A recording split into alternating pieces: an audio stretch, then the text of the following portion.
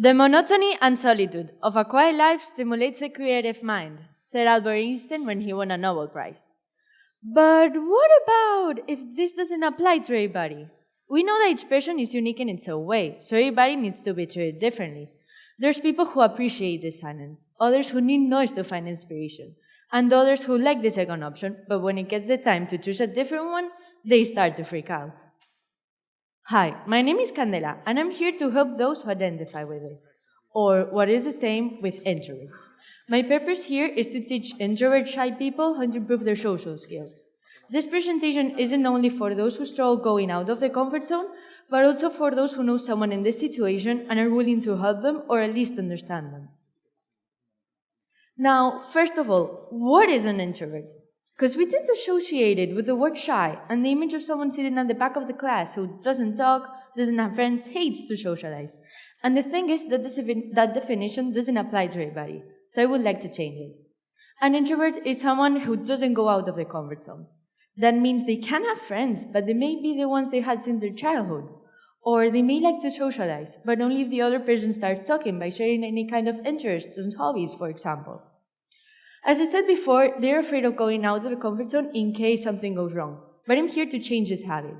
So you can forget about those fears and try all those habits and challenges you've lost because of them. In this picture, we can see a little man struggling with his fears, but at the end of the presentation, we're gonna end up playing, just throwing them away and forgetting about them. Now, why I'm doing this? The thing is, last year started new my school. I left all my childhood friends who I knew since I was 3. I felt intimidated because everyone had their friend group made and I couldn't find my place. And I couldn't find people with my same kind of interests. And the first time I was all alone because I was afraid of showing how I was in case people didn't like me. But in the second term, I got fed up of this because I didn't want to be alone. And I wanted to use this opportunity to show others there's a way of getting out of that situation. And I wanted to share my tips I've developed in this presentation. Now, tip 1, mentally prepare yourself. It is okay if it doesn't turn out as you were thinking at first. What you need to bear in mind all throughout the progress is the things you would lose if you didn't try.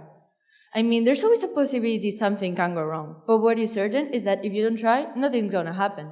I mean, you will lose the satisfaction of winning, because sometimes if you don't achieve your goals, you're still achieving something, for example, experience, good moments, even a friendship. Because this isn't failure. This is not trying. Tip 2, challenges. Note down all those challenges you want to achieve. Making new friends, socializing, trying a TED Talk. It doesn't matter what it is. If you try it, it won't be a challenge, but a new fantastic routine. Also, you can reward yourself, so you can find a bit more of motivation. It can be as simple as you want, maybe buying your favorite ice cream, or as complex as having a spa day. Now, it may seem a bit difficult, so you can go to step 3. Tip 3, inspiration. It can be anywhere. Maybe from your daily routine, a teacher, a parent, a friend, maybe a public figure, or even a fictional character. It doesn't matter where you find it. If it helps you, you shouldn't be ashamed of it. Mine's from a book, El Bestiario de Axlim, from Laura Gallego. It's a girl who lives in a little village stalked by monsters. She wanted to see the world, but she had her future decided, not by her, but by the people of the village, until a great turn of events happened. Now, how can I feel identified with this? Because our world isn't stalked by monsters, right? Well, the thing is, I see this more like a metaphor. The monsters are my daily problems, which she fights back with the help of the new people she meets and the new techniques she learns. Also, what I like about this book is that it doesn't only shares the right decisions she makes, but also you can see the mistakes she makes and how she doesn't make herself feel bad. She just accepts it and looks for a solution. And that's the ultimate formula we want to achieve. Face it, resolve them, and continue. Tip 4, communication. It's one of my biggest challenges for an introvert like me, but it's really worth it. I'm sure there's someone out there willing to listen to you, but sometimes we don't feel comfortable, and that's all right. You can always talk to a psychologist. Please forget about all those stigmas. Psychology isn't related at all to crazy people. It's a trained professional who studied all those kind of problems you can have and give you a more accurate answer to your needs. Tip 5, negative comments. One of the most common ones are crying is for babies. Crying doesn't equal weakness. Crying is a human being reaction which reflects sadness. Also the ifs. Ifs' purpose is to prevent you from going out of your comfort zone. Let me put you an example. I want to do this TED Talk, but what if I say something wrong and someone starts laughing? What I do is answer him back, and I know it may sound strange and into your own comments, but it really works.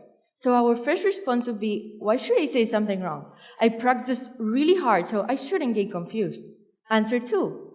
Okay, me say something wrong because we are humans, that's alright, and someone start laughing. I think it's their problem, because I think it's a huge problem to lack of empathy. I'm sure if they're standing here right now in front of all this audience with those cameras, I think they wouldn't like the audience laughing at someone's mistake, right? Now, just for a review of what we've seen so far, we need to go from a fixed mindset, where we think failure is our limit.